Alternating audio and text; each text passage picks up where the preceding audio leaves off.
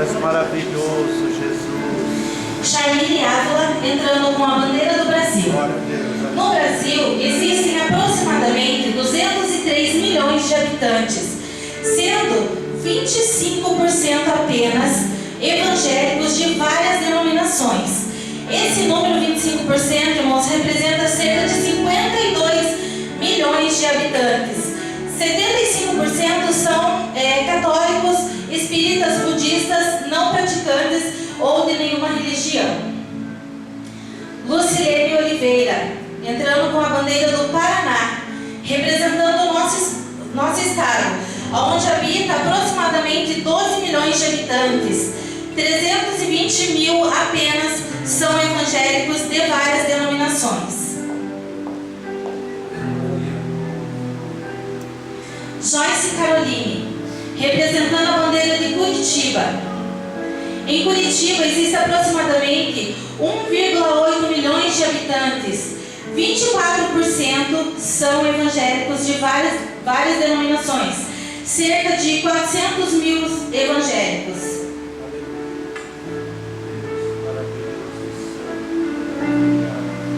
Jennifer Oliveira, com a bandeira de Israel, a menina dos olhos de Deus.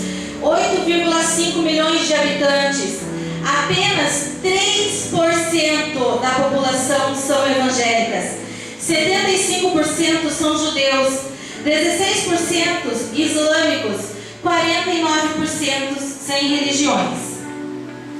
Amanda Lima, com a bandeira da Espanha, onde habita aproximadamente 4,8 milhões de habitantes.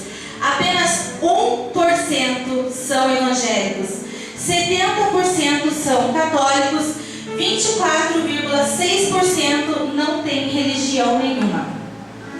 Santiele Maia, com a bandeira de Guaraqueçaba, aproximadamente 8.500 habitantes, cerca de 3.669 são evangélicos. 2.950 pessoas são de outras religiões ou não servem nenhuma religião. E dentro de Guaraqueçaba existe então a nossa ilha do Massarapuã, onde temos o nosso missionário Josias com a sua família. E temos 92% da ilha Massarapuã ganha para Jesus. Amém. Aleluia. Ivone Carolino, entrando com a bandeira da IEADSE, Igreja Evangélica Assembleia de Deus em Curitiba, aonde atualmente nós temos 143 congregações no campo de Curitiba e 18 subcongregações, totalizando 161 igrejas pregando a palavra do Senhor. Aleluia. Ângela, com a bandeira da SEMADSE, Superintendência de Envio Missionário à Assembleia de Deus em Curitiba, sustentando no campo missionário 86 famílias de missionários, sendo mantida das 86, 2 famílias de missionários pela Igreja do Portão. Amém. Glória a Deus.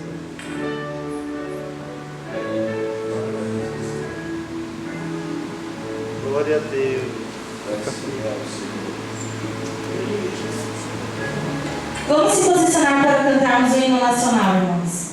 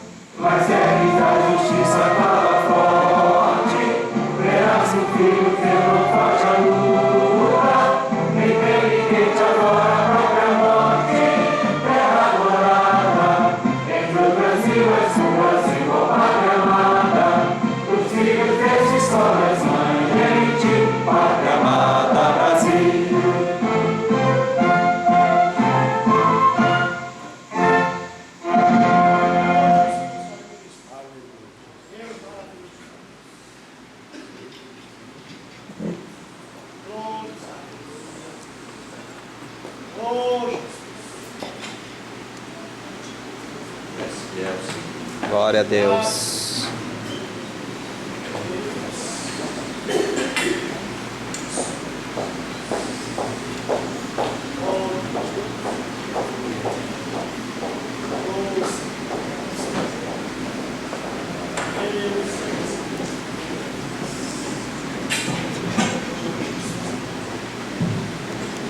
Aproveitarmos que estão todos em pé, vamos fazer a leitura da Louvando essa noite, gostaria de fazer uma oração para que Deus hoje continue nos abençoando. Senhor, nosso Deus e nosso Pai, mais uma vez, ó Deus maravilhoso, nós te agradecemos, ó Pai, por essa oportunidade, por o Teu Espírito Santo estar em nosso meio, ó Pai, batizando com o Espírito Santo, Senhor, curando, meu Deus. Eis aqui o Teu servo, ó Pai, usa ele grandemente como um megafone, Senhor, da Tua voz, para que ele traga a Sua palavra hoje, Senhor, para que nos ensine, para que nos fortaleça, Senhor, para que aquele que esteja longe, Senhor, através dessa palavra, Senhor, venha para perto, para aquele que está fraco, meu Deus, que o Senhor fortaleça. É em nome de Jesus Cristo, Senhor, que nós te agradecemos. Amém, Jesus. Queria cumprimentar a igreja com a paz do nosso Senhor e Salvador Jesus Cristo. Amém. Glória a Deus. Jesus já está presente neste lugar esta noite. Depois de louvores abençoados, o testemunho abençoado pelo nosso irmão, pelo Daniel Milagre também, nós vemos, irmãos, que é assim que Deus faz. Aleluia! Quando nós colocamos o nosso coração na obra de Deus, aleluia, Ele trabalha por nós. É verdade. Aleluia. Quando nós colocamos muitas vezes nossos projetos de lado para abraçar a obra de Deus, escolha onde Ele faz. Eu queria que você abrisse a tua Bíblia em Atos, o texto desta campanha, Atos capítulo 1. Vamos estar lendo a partir do primeiro, para que nós possamos entender. Aleluia! Diz assim a palavra do Senhor. Quem encontrou, diga amém. Amém. Glória a Deus. Escrevi o primeiro livro, em algumas versões de o primeiro tratado, ó Teófilo, relatando todas as coisas que Jesus começou a fazer e a ensinar, até ao dia em que, depois de haver dado mandamentos, por intermédio do Espírito Santo, aos apóstolos que escolhera, foi elevado às alturas. A estes também, depois de ter padecido, se apresentou vivo, com muitas provas incontáveis, incontestáveis, aparecendo-lhe durante 40 dias e falando das coisas concernentes ao reino de Deus, e comendo com eles, determinou-lhes que não se ausentassem de Jerusalém, mas que esperassem a promessa do Pai, a qual disse ele: de mim ouvistes, porque João na verdade batizou com água, mas vós sereis batizados com o Espírito Santo, não muito depois destes dias. Então os que estavam reunidos lhe perguntaram: Senhor, será este o tempo em que restaurarás o reino a Israel?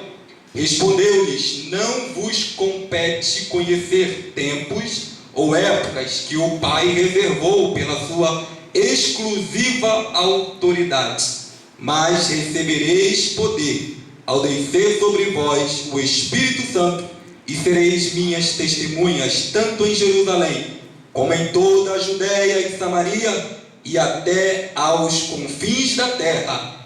Ditas estas palavras, foi Jesus elevado às alturas, à vista deles, e uma nuvem o encobriu dos olhos. E estando eles com os olhos fitos no céu, enquanto Jesus subia, eis que 2 varões, vestidos de branco, se puseram ao lado dele, e lhes disseram: varões galileus, por que estáis olhando para as alturas? Esse Jesus que dentre vós foi assunto aos céus, virá do mesmo modo como o vistes subir. Varões galileus, por que estáis olhando para a altura? Podeis tomar o teu assento. Meus irmãos, é um privilégio muito grande estar neste púlpito uma vez mais para pregar a palavra. Foi um dia bastante proveitoso na presença do Senhor. E agora à tarde, eu saindo ali do trabalho, ali no Ensinai tem uma escada, eu levei um tropeço, caí, torci o pé, e aí foi só misericórdia para andar, inchou. E aí eu até brinquei com o Emerson: olha, Emerson, acho que hoje fica lá no meu lugar. Ele: não, Joel, vai, vamos. E eu pensei que eu não estaria nem de pé, mas aqui eu estou, e eu agradeço a Deus pelo livramento.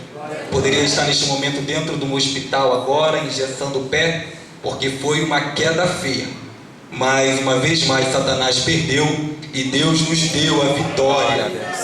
Quero agradecer a esta igreja, a missão que me dá esta grande oportunidade.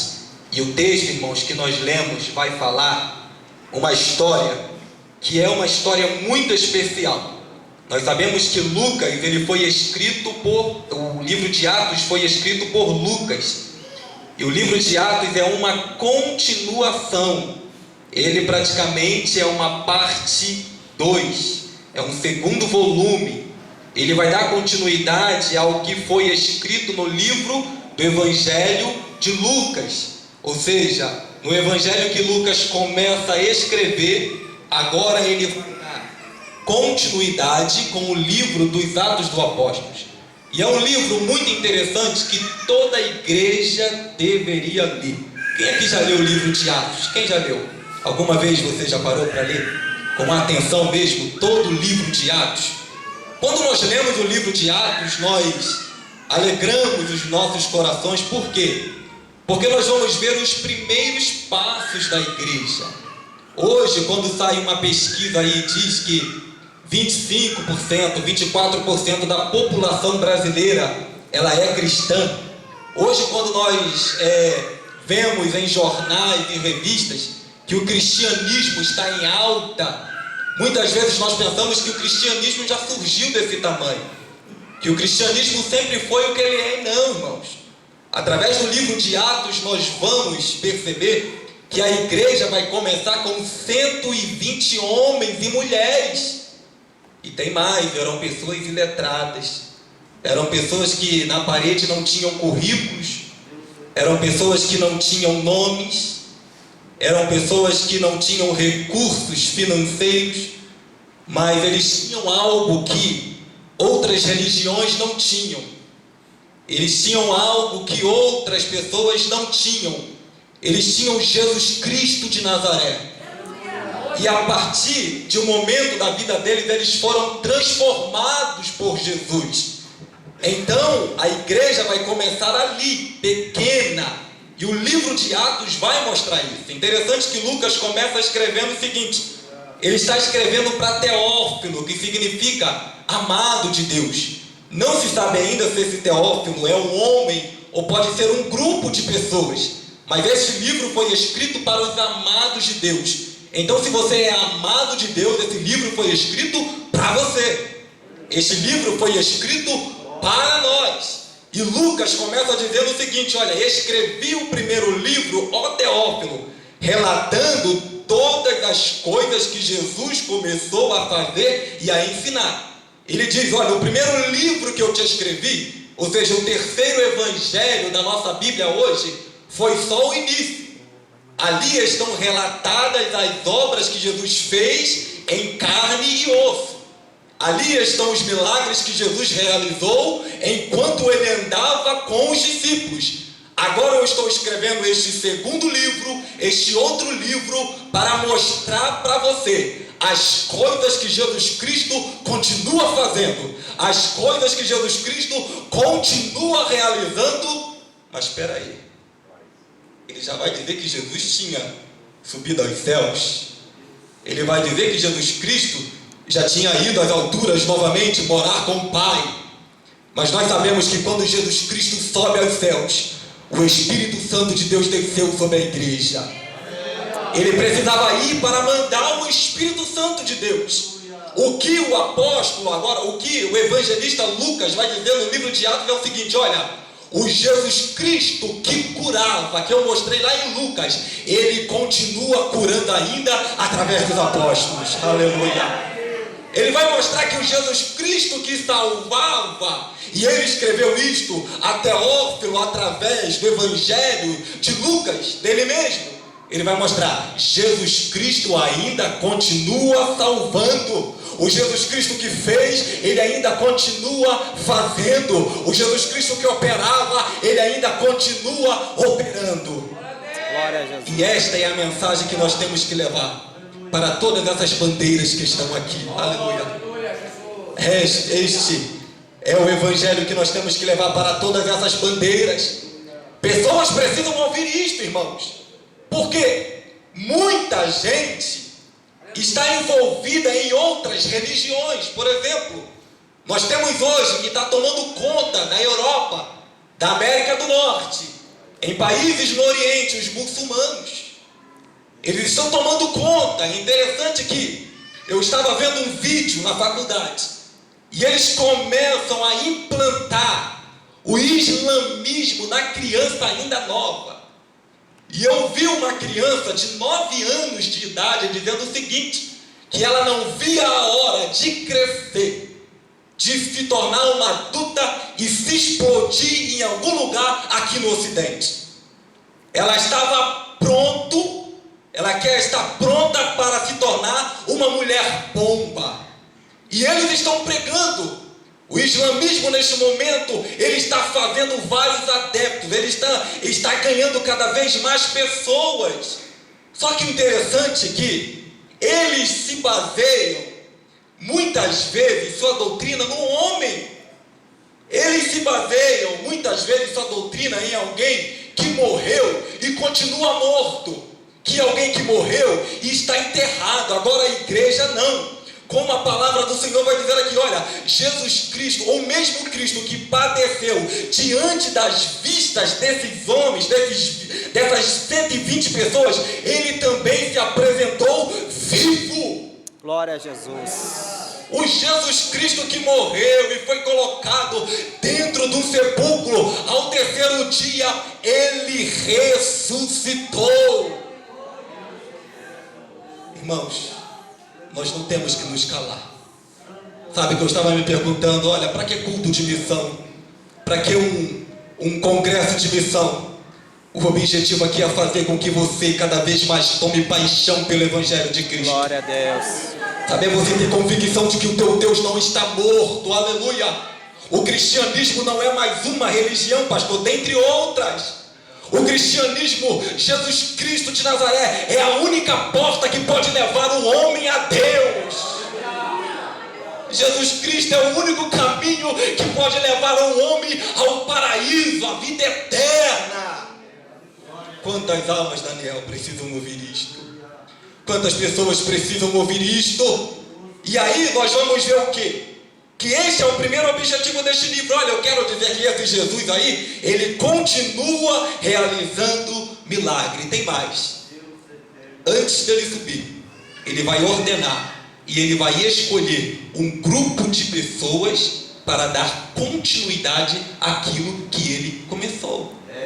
E aí, onde estava agora à frente da obra aqui, eram os apóstolos. Apóstolos nada mais é do que enviados com uma missão. Eles foram deixados aqui na terra para uma missão. E a igreja começa girando em torno de um foco. Antes do Espírito Santo de Deus descer sobre eles, eles estavam com outro objetivo. Eles estavam pensando no reino terreno. Senhor, quando é que o Senhor vai restaurar o reino a Israel? E aí, Jesus diz para ele: olha, não compete. Não é isso que eu tenho para vocês. Eles não sabiam, mas o que Jesus tinha para eles era bem maior, era bem melhor. O Senhor falou: olha, é o seguinte, não compete vocês saberem disso. Agora, mas recebereis poder ao descer sobre vós o Espírito Santo de Deus, e sereis minhas testemunhas, tanto em Jerusalém, como em toda a Judéia e Samaria, e até os confins da terra. Ou seja, Jesus Cristo está mostrando: o projeto meu para vocês é que vocês se tornem, a partir de agora, missionários. E aqui está o nosso erro, porque nós achamos que missionário é apenas aquele que está lá no campo, é aquele que larga tudo aqui na cidade e vai ao campo. Nós achamos que missão é responsabilidade de alguns. Não, mas é obrigação de todos nós. A igreja de Jesus Cristo, ela nasceu dentro de missão, e se quiser continuar na terra crescendo, ela precisa voltar para dentro da missão.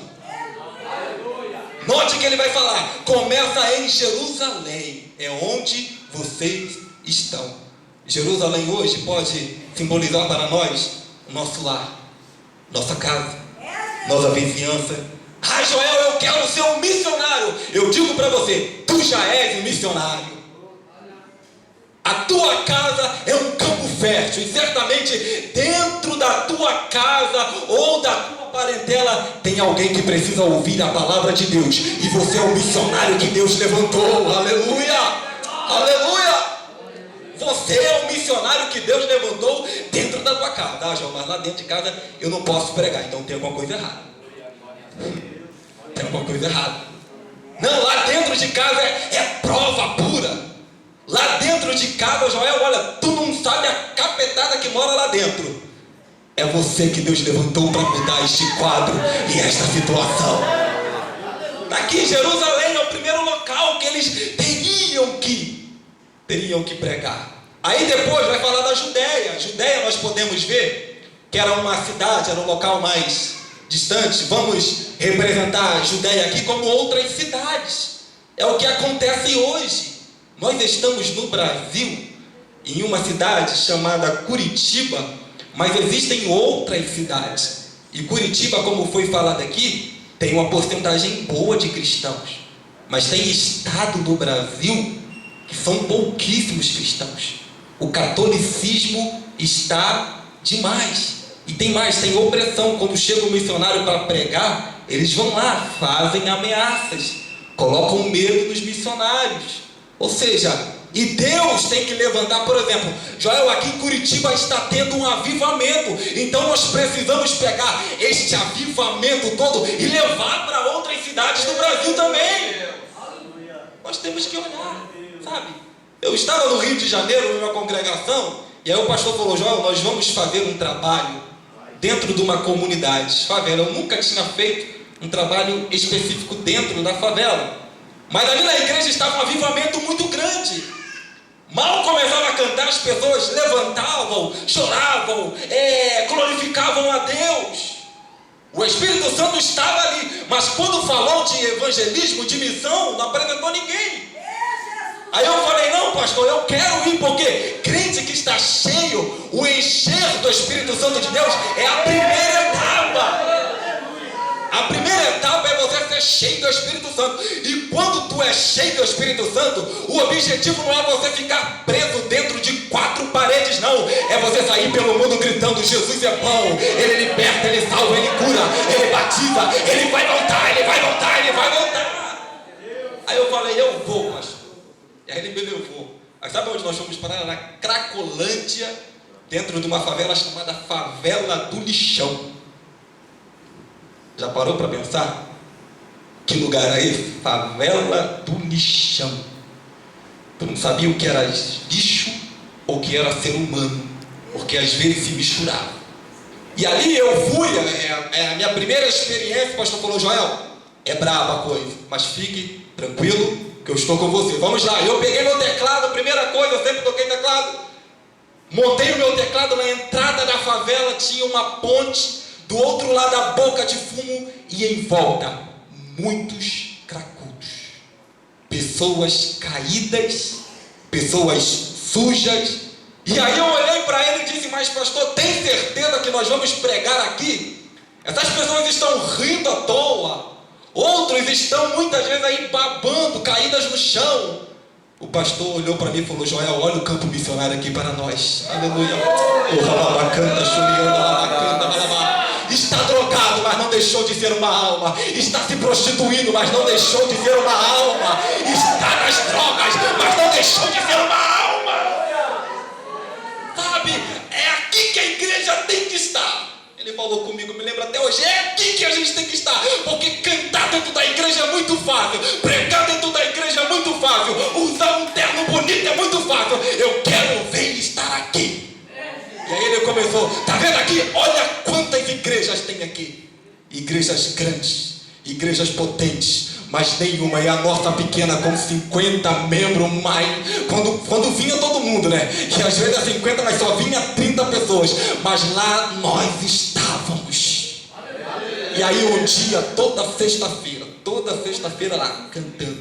E um dia eu cheguei pro pastor e falei, pastor, mas será que resolve alguma coisa? Ele falou, Joel, continua cantando. E eu me lembro que aquele hino estava em alta. Entra na minha casa, entra na minha vida, mexe com minha estrutura, sara todas as feridas, me ensina a ter santidade. Cantando e cantando.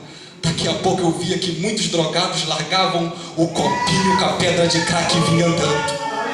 Aí vinha andando, daqui a pouco estava com a mão levantada e chorando, aleluia.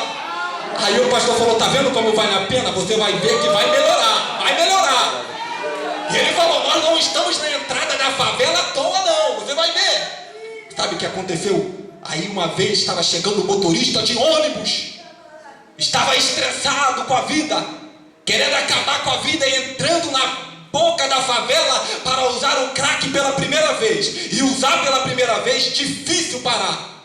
E aí uma vez ele entrando com dinheiro já para comprar, eu quero acabar com a minha vida. A minha vida não presta. Ele entrando, e lá estava o Joel. Entra na minha casa, entra na minha vida, mexe com minha estrutura. Aquele homem parou, chegou para o pastor assim, ficou olhando e disse, olha pastor, eu entrei aqui para usar drogas pela primeira vez. Eu queria experimentar esse tal de crack, mas eu sei que eu ia destruir a minha vida. Quando eu vi esse louvor e perdi a vontade, não quero mais. Eu vou voltar para casa, eu vou voltar para casa, eu vou voltar para casa.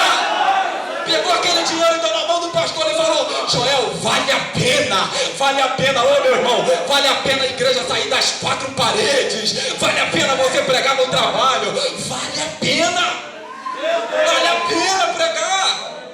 Aí um dia eu estava, eu me lembro dessa cena, tocando teclado na entrada ali, pastor. De repente, eu sinto como uma sombra do meu lado e uma outra sombra deste lado.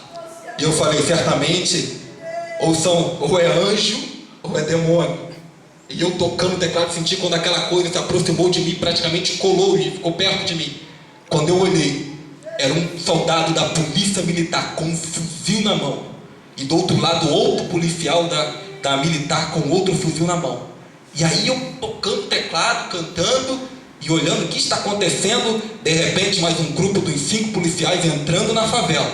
E aí quando eu olho do lado de lá, eu vejo traficantes apontando o fuzil para o lado de cá. E eu no meio, o policial do meu lado e eu no meio. Aí eu virei para o pastor novamente e falei, pastor, o que eu faço? Ele viu, continua cantando.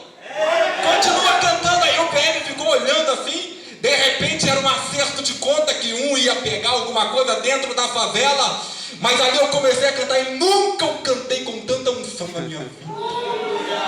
Nunca eu cantei, os dedinhos magros tremiam, aleluia.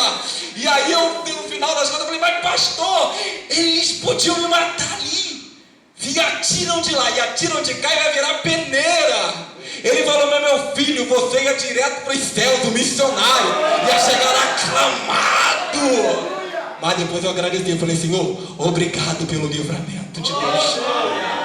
Sabe que esta igreja aqui, mas recebereis poder ao descer sobre vós o Espírito Santo de Deus.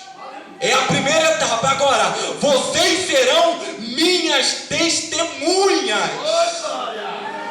A primeira etapa é o Espírito Santo nos encher. É acontecer o que está acontecendo aqui. O músico tocar um instrumento e nós nos alegrarmos na presença do Senhor.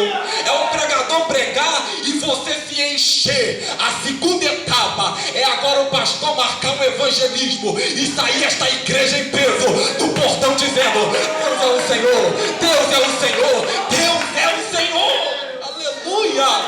Oh, alabacanta, churianda, alabacanta, balabá. Sabe qual é o meu medo? Eu tenho medo. É um dia me enxergar velho na frente de um espelho, acabado na frente de um espelho, e eu perguntar quais foram as minhas prioridades nesta vida. Oh, alabacanta, churianda, alabacanta, balabá. Quais foram as minhas prioridades nesta vida? Quantas almas eu ganhei para o Senhor, aleluia. Ah, mas eu conquistei um bom carro, uma boa casa, não é errado não. Mas aí você vai se olhar no espelho e vai ver que está chegando a hora de você ser arrebatado e ir embora desta terra, e tudo vai ficar. Agora, almas que você ganhar, você pode levar. Você vai chegar na presença do Senhor e vai dizer, está aqui, Senhor, está aqui, Senhor, está aqui, Senhor. Glória a Deus. Aleluia, é bom, casa, carro, é glorioso demais. Porém, Deus tem mais para a igreja. Deus tem mais para a igreja. Deus tem mais para a igreja. Quais são as minhas prioridades? Eles estavam preocupados aqui em quê? Quando vai ser restaurado o reino de Israel? Quando é que nós seremos libertados praticamente de Roma? Quando é que isso vai acontecer? Mas o que eles não sabiam e que o Espírito Santo, quando descesse sobre eles, os faria entender, é que Jesus não veio libertar o homem da escravidão política. Isso sempre vai existir. Jesus Cristo não veio libertar o homem do capitalismo, do socialismo, não. Isto vai sempre estar existindo porque o homem é ganancioso. Jesus veio libertar o homem de uma prisão que ninguém pode quebrar, do pecado. Glória a Jesus. Esta que Jesus Cristo fala, isso sempre vai existir. Os pobres sempre haverão entre nós, não adianta. Eu não vou pegar o microfone aqui e vou pregar que todo mundo aqui vai ficar rico, todo mundo aqui vai ter uma bela casa, um belo carro, não. Os pobres sempre haverão entre nós, existirão entre nós. Agora, existe algo que nós podemos dizer com certeza: Jesus Cristo, ele quebra qualquer cadeia que prende um ser humano. Qualquer cadeia, Jesus Cristo tem o poder de quebrar. E aí ele vai mostrar, não estou preocupado com isso, fiquem em Jerusalém, porque o meu objetivo é que vocês preguem o Evangelho a todas as nações. E aí, testemunha, ela vai vir também da palavra mártir, está ligada no grego. Ou seja, esse testemunhar aqui não é simplesmente pegar o microfone, quando o pastor chega aqui e diz, quem tem uma bênção para contar? Aí vem a irmã aqui na frente e conta um testemunho. Mas esse testemunhar aqui eram pessoas que deveriam estar dispostas a contar a história de Jesus, recontar a história de Jesus, contar novamente. Se alguém os ameaçasse dizendo, eu vou matar você se você não ficar quieto, mesmo assim ele continuava falando. Se alguém chegasse para ele e dissesse, eu vou prender a tua família, eu vou matar a tua mulher, eles tinham que continuar cantando. Se pegassem eles e agredissem eles com fogo, ou muitas vezes na chicotada, eles tinham que continuar falando. E qual era, Joel? O último passo era a morte. Quando o Espírito Santo desceu sobre ele, Era para isso, era para prepará-los para muitas coisas. Uma delas era estar pronto para morrer pelo Evangelho. É por isso que quando Pedro está preso, e no outro dia praticamente já vai chegar a morte dele, sabe o que acontece? Ele está dormindo. Ele está dormindo. Jó, ele não tinha medo da morte, irmãos. Os cristãos da igreja primitiva, se nós formos ver, eles não tinham medo da morte, porque eles entenderam que a morte não é o fim da vida do cristão. É morrer aqui, é continuar lá nos céus. E eles estavam ali prontos a qualquer coisa. E o Espírito Santo vai prepará-los para este evento. Olha, quando chegar a morte, vocês estejam preparados. Aí hoje para a gente ser cristão em século XXI é fácil. Mas eu imagino quando Saulo de Tarso levantou com aquele ódio contra os cristãos. Eles pensavam que estavam fazendo algo agradável a Deus. Era um fariseu. Então ele achava que estava fazendo algo agradável a Deus. Ele invadia a casa de cristãos. Ele arrastava os cristãos pelas ruas e levava as cadeias. E tem mais, quando acabou ali por perto, porque a igreja em Jerusalém já tinha fugido por causa da grande perseguição que se levantou, ele começou a ir a outros lugares buscar mais cristãos. Aí muitas vezes nós achamos assim: poxa, a igreja está sofrendo. Irmãos, o nosso sofrimento não chega nem perto daquilo que eles sofreram. Agora, a igreja cristã continua sofrendo do mundo. Eu estava lendo há pouco agora a reportagem. Tem um grupo islâmico radical. Eles estão entrando em cidades que tem cristãos, pastor. Eles estão matando os homens e levando as mulheres para serem violentadas e gerarem filhos para eles, por serem cristãos. E aí, se você ligar a internet, tem relatos de líderes cristãos que foram pegos e são levados para praças, e acontece aqui, estão esquartejando. Eu vi um que foi lá, arrancando o dedo, até negar Jesus, morreu, não negou Jesus. Ou seja, a perseguição está acontecendo neste momento. E qual é o papel da igreja? É orar para que Deus dê força para esses missionários. Aleluia! É clamar a Deus, falou: Deus, dê força, Senhor. Como é que alguém vai ver a família sendo arrastada? Quem aqui tem filho? Deixa eu ver. Quem tem filho é isso.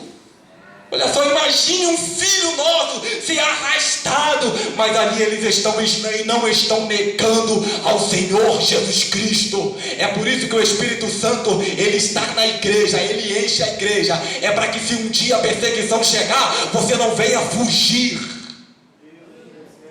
Você não venha fugir, aleluia. Oh, alabacanta, churianda, alabacanta, balabá. Mas nós possamos nesta noite levantar as nossas mãos para os céus e dizer: Senhor, nos fortaleça, ó Pai, aleluia. Ainda que Satanás se levante contra a igreja, ainda que ele ataque a igreja, quanto mais ele bate na igreja, mais a igreja cresce, aleluia. Quanto mais eles estão matando crentes lá fora, tem gente dentro do Brasil dizendo: deixa eu ir para lá, deixa eu ir para lá. Tem missionários jovens dizendo assim, estão estudando: olha, eu quero ir para o Iraque, eu quero ir para o Oriente Médio. Mas você tem de tudo aqui na vida. Você pode ter uma boa profissão no Brasil. Eu não quero isso, eu quero ir para o Oriente Médio, eu quero ir para o campo missionário. E Deus precisa levantar esse desejo missionário no coração dos nossos jovens com urgência, pastor. Com urgência, aleluia.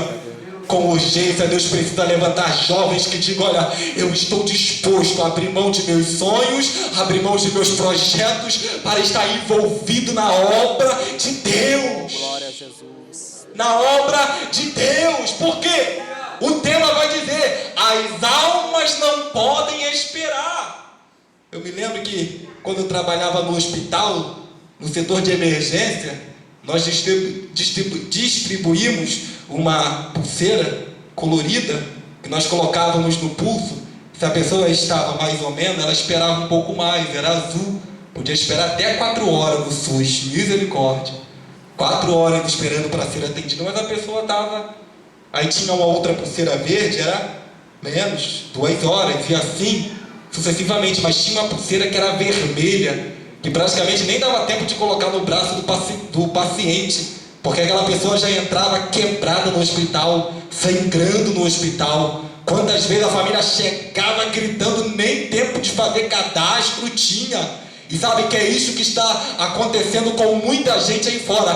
Tem almas que estão na etapa final, tem almas que já estão prestes a morrer.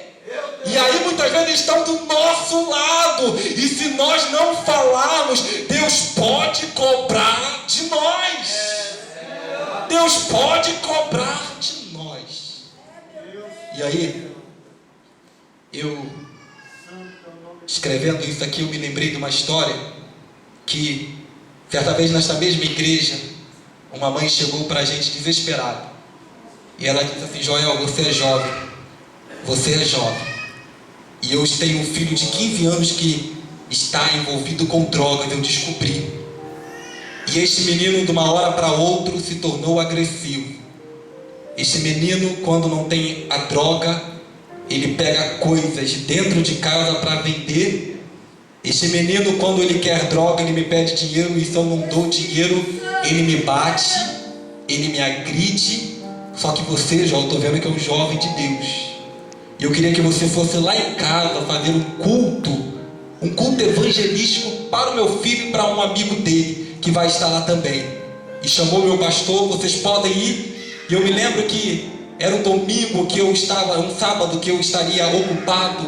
E eu pensei, meu Deus, deixa para outra hora. Quem sabe no outro sábado eu vou marcar este convite. E a irmã falou: Joel, eu preciso com urgência. Eu pediria a atenção dos adolescentes aqui para ouvir essa história, dos jovens para ouvir essa história. E aí, quando eu fui para aquele culto, eu falando, poxa, podia ser outro dia.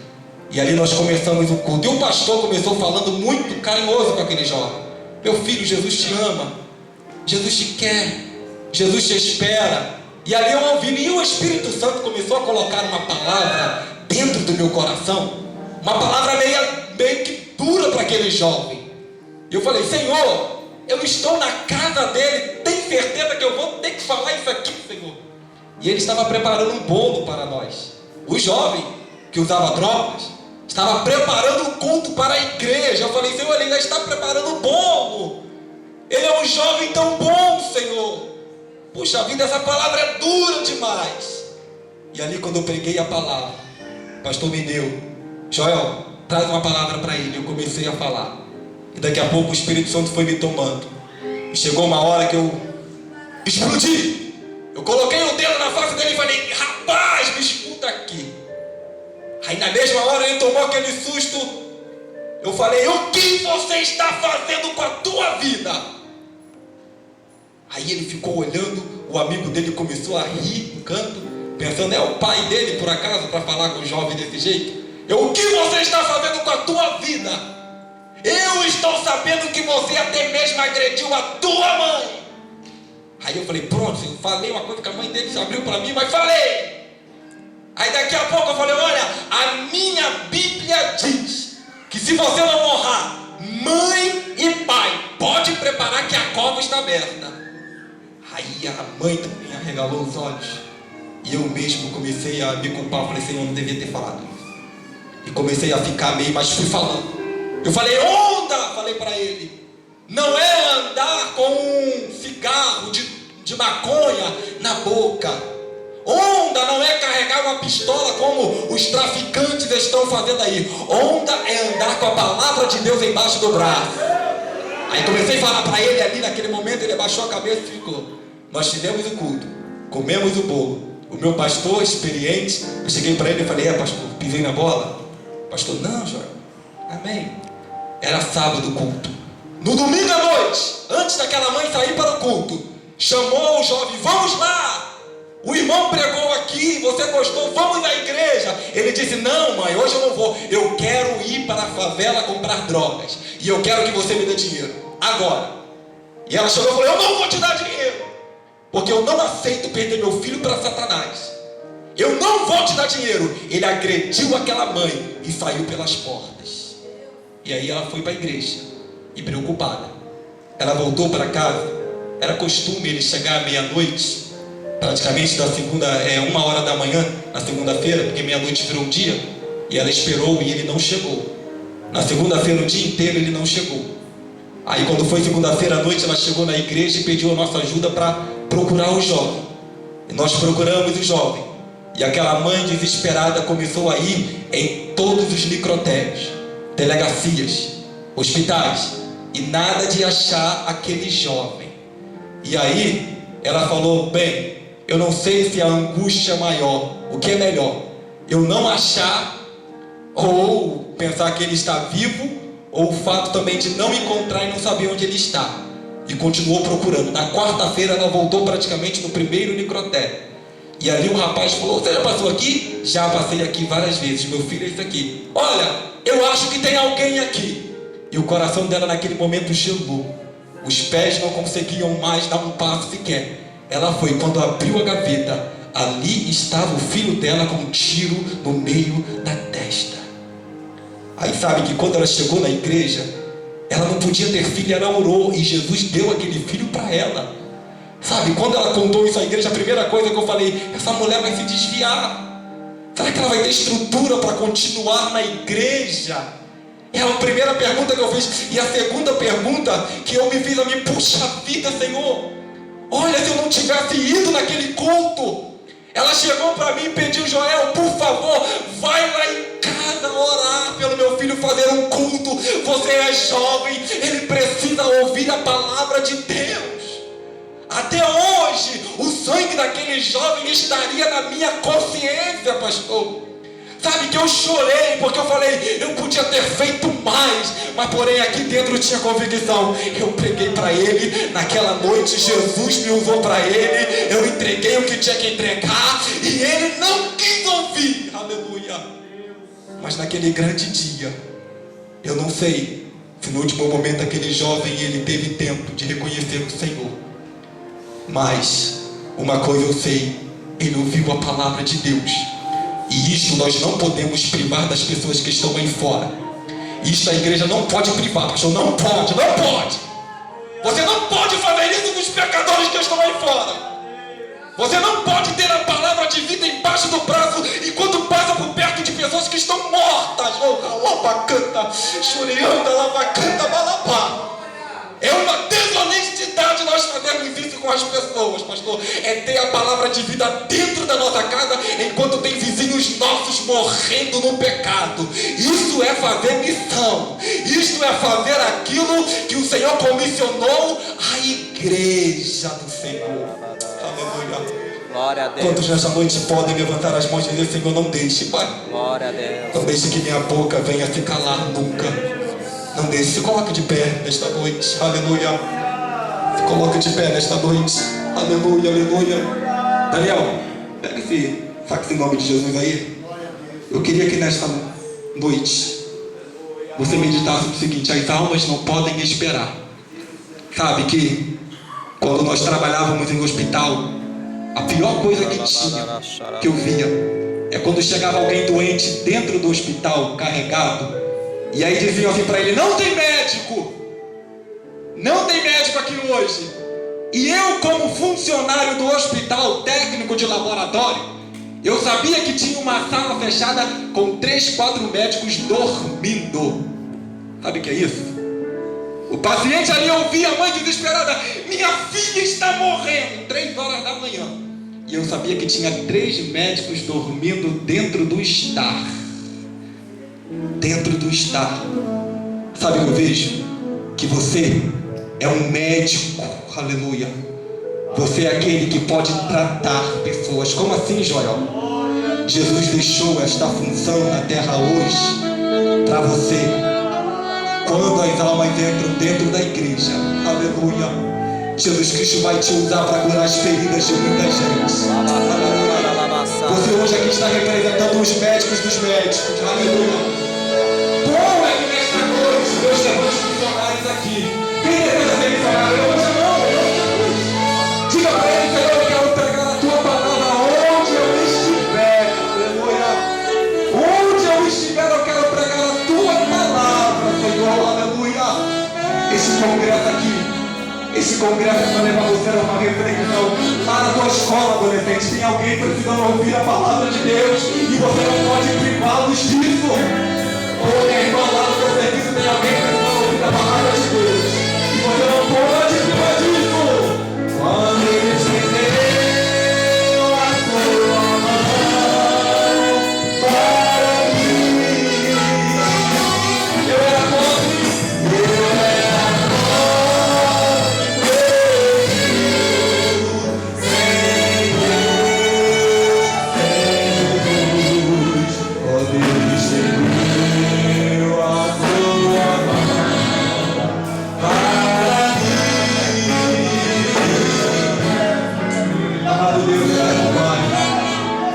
Nesta noite, Senhor Jesus, a tua palavra foi pregada.